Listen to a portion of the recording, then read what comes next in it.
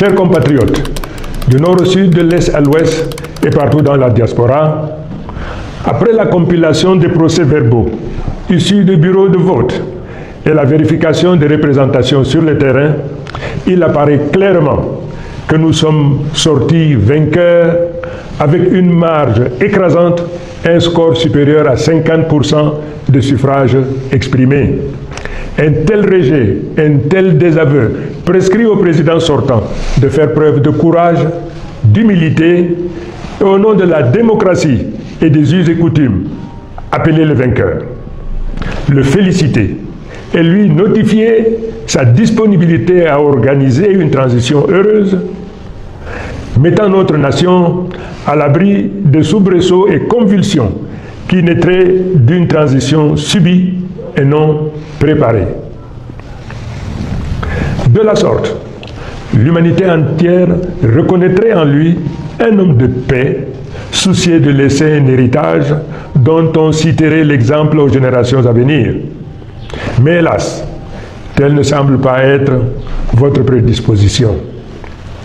Mais malgré tout, sans arrière-pensée et d'un bon cœur, ma main reste tendue pour une transition pacifique.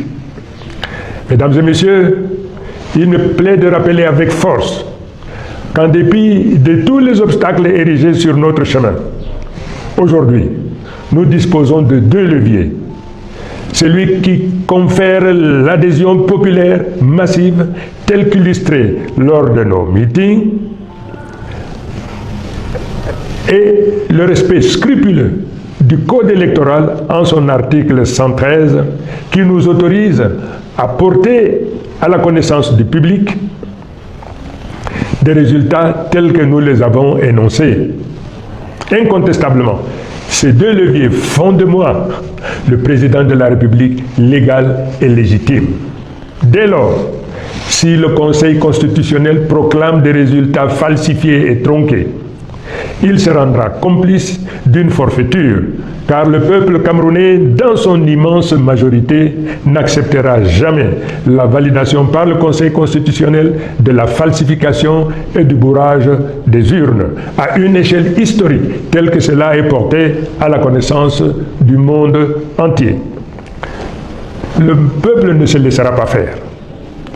Le peuple est déterminé à se battre face à un régime autiste, à la souffrance et aux difficultés du peuple, confronté à un désarroi d'un lendemain incertain. Ce peuple, qui se trouve le dos au mur, n'aura pas de choix que de prendre en main son destin et d'aller chercher cette victoire partout où elle se trouve. Nous avons pris à témoin la communauté internationale. Nous avons pris à témoin les pays voisins. Mais de manière subliminale, tous nous répondent que personne ne viendra faire notre travail à notre place. À chacun d'entre nous donc d'aller au tréfonds de son âme pour libérer les forces d'audace, de courage, de mission. Car comme dit l'adage, il n'y a point de dignité pour celui qui attend tout de l'autre. D'autres peuples qui se sont retrouvés dans une situation comparable ou analogue à la nôtre, ont résolument pris leur destin en main et ont fait ce qui devait être fait. Le Cameroun est une grande nation. Le peuple camerounais est très grand, un très grand peuple, et de par le monde. Le peuple doit se préparer à montrer au monde que ce qui nous est arrivé ou nous arrive n'est pas une fatalité, et qu'ensemble, nous nous préparons à relever ces défis.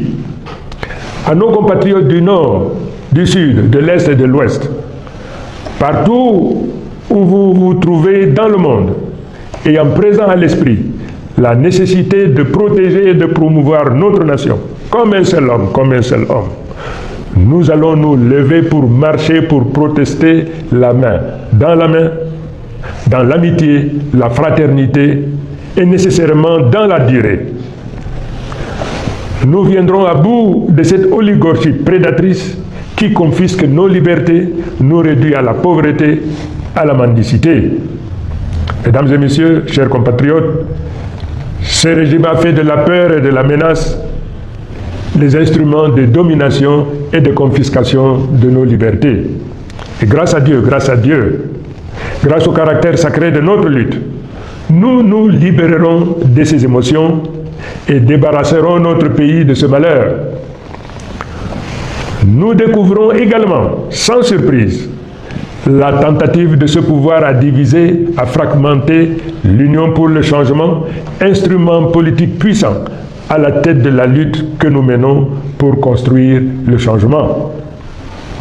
Non seulement cette tentative sera vaine, mais elle nous donne l'opportunité davantage de resserrer nos rangs pour poursuivre avec résolution nos objectifs. Je voudrais une fois de plus réitérer mon engagement à me tenir au sein du peuple pour la construction, pour la poursuite victorieuse de cette bataille qui ne prendra fin qu'avec la récupération de notre victoire. Au moment où je focalise mon attention sur notre problématique, j'apprends avec beaucoup de tristesse l'assassinat commis sur une enseignante, Madame Zouhaïra, qui est tombée sur le champ d'honneur de la lutte pour notre liberté, pour notre dignité, pour qu'un nouveau jour se lève dans notre pays. Cet assassinat sera pour nous une cause supplémentaire pour redoubler nos efforts jusqu'à la réalisation de notre objectif. Quant à nos forces de défense et de sécurité, je voudrais rappeler la correspondance que je vous ai écrite. Cette lutte que nous menons, c'est également votre lutte. N'acceptez jamais de retourner vos armes contre votre propre peuple. La souffrance qu'endure le peuple est aussi votre souffrance. N'obéissez jamais à un ordre dont l'objet est la violence ou la suppression de la vie d'un des vôtres. Mes chers compatriotes, l'heure est grave. Nous n'accepterons pas de nous faire voler notre victoire. S'ils préfèrent menacer la sérénité et la paix du pays plutôt que d'admettre la défaite, nous répondrons par la détermination pacifique du peuple. J'invite tous les Camerounais, du nord au sud, de l'est à l'ouest, et partout où vous résidez dans le monde, à sortir comme un seul homme dans la paix et dans l'amour de la patrie. Marchons pour la libération et pour la revendication de notre victoire. Créez une grande vague pacifique qui montrera au monde que le peuple en a assez et qu'il veut sa liberté. Le droit de manifester est un droit universel. Exerçons-le avec discipline et dignité. Je vous remercie. Vive le peuple souverain, vive le Cameroun libre, uni et réconcilié.